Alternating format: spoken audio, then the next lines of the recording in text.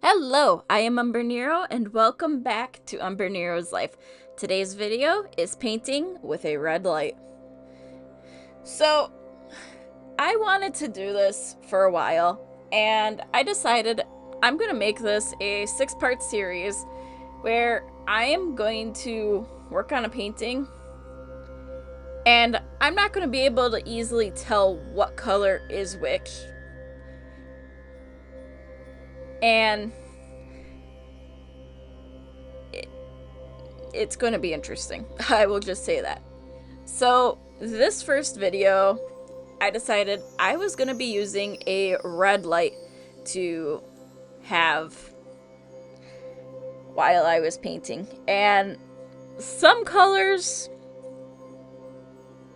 looked okay. Other colors, I was able to tell kind of what they were. But I have this large acrylic, well, not really even acrylic, a large piece of plastic that came from a large picture frame that we didn't need it in.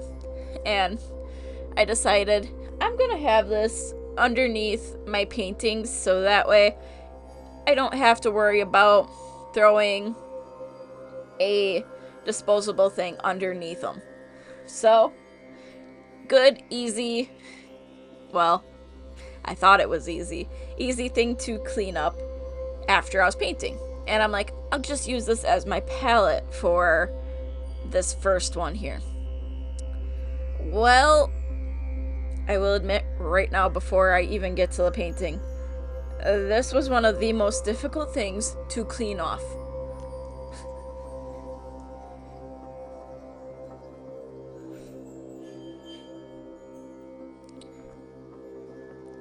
Because some of these paints dried faster than others, and it got interesting. But it worked for what I was doing for this time. I did change it up for later on in the series, and I actually am using canvases so that way, not canvases, using palettes so that way I'm not having all of this extra paint just laying around and being wasted. But here I was just going through and going, alright, I have this color, I have that color. I'm just gonna put them all out so that way I have a lot of options. In total, there were 53 colors I could choose from.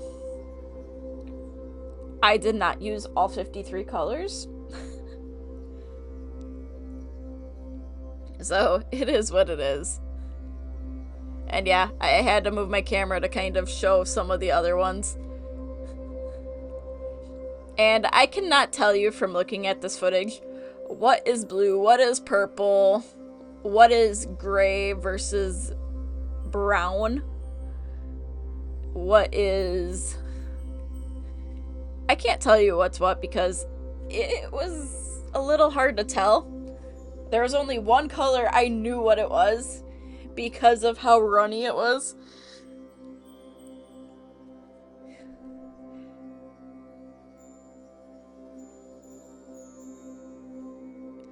But that was also because it's a color that I have used quite a bit and it tends to spread very, very fast, as you can see right there. So, the only color I knew the location of was white. That didn't help a ton, but it helped slightly.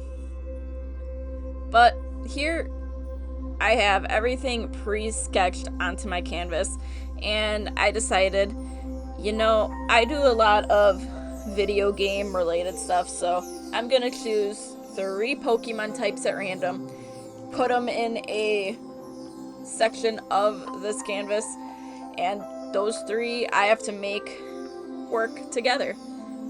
So I'm like, alright, fighting, kind of brown, rock type, that's kind of brown, but I'm like, well, fighting, I can say it's more orangish. And then fairy, that's pink. So pink, orange, and brown. How am I gonna make this work? So I had drawn on the symbols, and then I actually sealed my canvas just so that way I wouldn't smudge where the sections were and all of the sketches in between the videos. So I started by putting down a very rough layer of color, and it's like, all right, I think this is a pink, or is this an orange? I don't know. This is where things started to get a little interesting.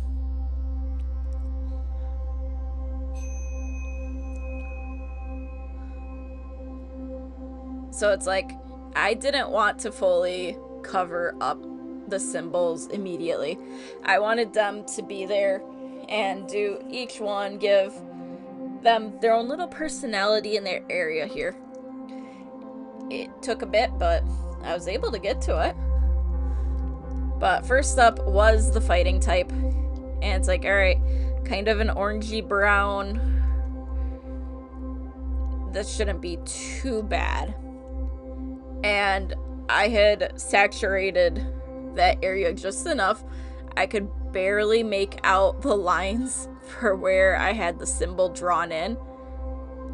And I went in with a color I hoped was like a darker brown to draw in the symbol, because I want them to be able to stand out. So one of the constants that will happen through all of the parts is around each typing there will be some lighter color, hopefully that corresponds to the symbol for the type. I've already had some fun stuff happen, so you'll see that in the second video of this little series. But here, I got the fighting type one done. It's like, alright, 1 down, 2 to go.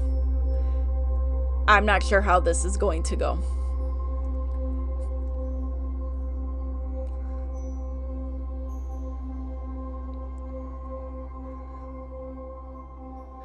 And I didn't want the backgrounds to feel too flat, so I was trying to add little pops of color and dimension where I could.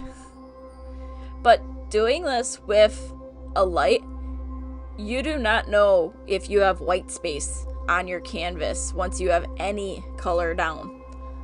Like, there were moments where it's like, I think this is covered. Wait, is it? But I started doing the rock section next because it's like, alright, I want this to look as good as it can. And I got it to the point where I could barely see the lines, and it's like, alright, I hope I don't grab the same colors I did for fighting, but let's start painting in the symbol. And I did one of the most difficult ones for this section first, did the easiest, and saved the one that was in the middle for last, because I thought, well, did the hard thing, did the easy, might as well just do it this order.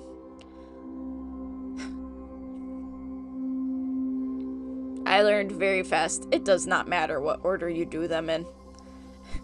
You're gonna have things come up whether you like it or not, and whether you're ready or not. But, like I said, this one was an easy one.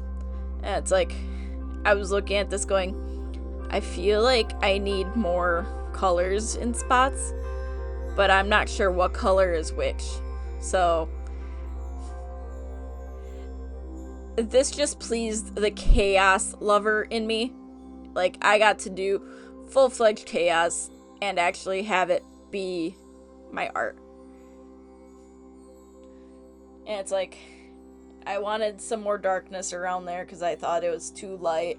So I started adding things, and it's like, I have no clue what color I just added. Well, I'll find out later, I guess. And then I wanted to do the fairy type. So I grabbed a color that I was really hoping was the pink. And it's like, alright, well, this is a little darker. It still looks like it could be a very light color, but it's a little darker. Let's add it here to make this little inner corner seem way more pink. And then I tried to blend it with colors that I had used previously just to see if it would turn out okay. It's the best way I can describe it. And then it came time to outlining this. And my brain was saying, if it looks like it could be very light, it could highly be pink. Because the light is red, I'm not going to be able to tell. And so I started applying it as good as I could.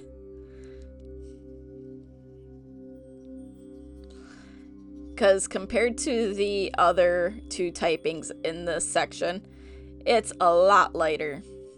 And just looking at it, it's like, did you really do anything?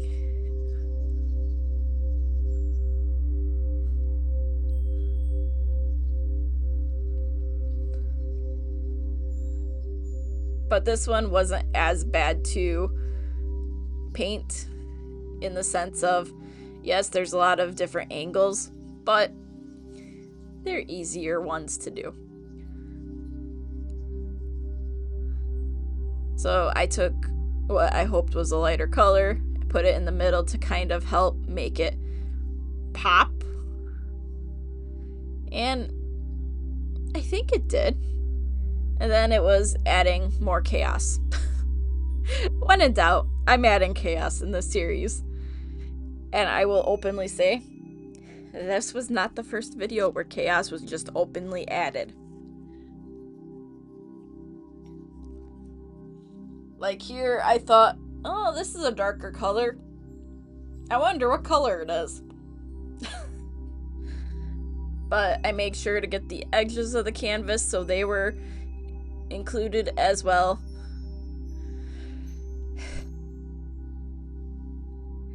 But once I got to a point I was pleased with it, it was time to reveal it. And this is where I was getting very nervous about how it was going to turn out.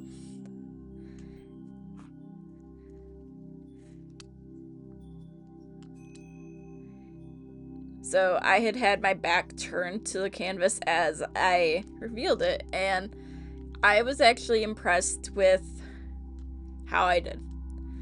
I got the browns kind of in an area. I flip-flopped the oranges and browns, and I got the pinks in the right area, which means I was actually grabbing pink. And I could have done a lot more blending in areas, but I'm glad I didn't, because there's no telling what would have happened if I did. It could have become so much worse.